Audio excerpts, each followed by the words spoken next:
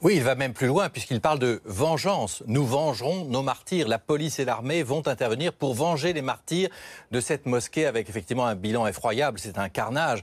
Mais malheureusement, c'est aussi un camouflet à l'État égyptien car il ne s'agit pas d'un attentat purement et simplement. C'est une véritable attaque militaire avec encerclement de la mosquée, dépôt d'une bombe, explosion de la bombe, ensuite mitraillage des musulmans qui priaient à l'intérieur et ensuite même on a vu les terroristes attaquer les ambulances qui venaient porter secours aux victimes.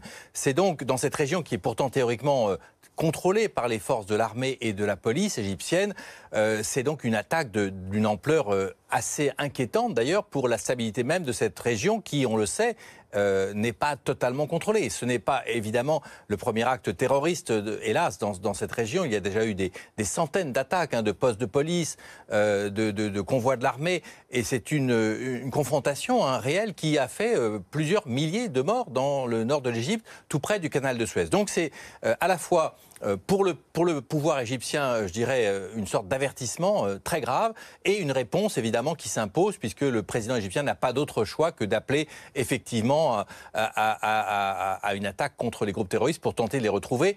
Mais évidemment, on peut se poser la question de savoir s'il arrivera effectivement à interpeller ceux qui ont commis cet acte terrible.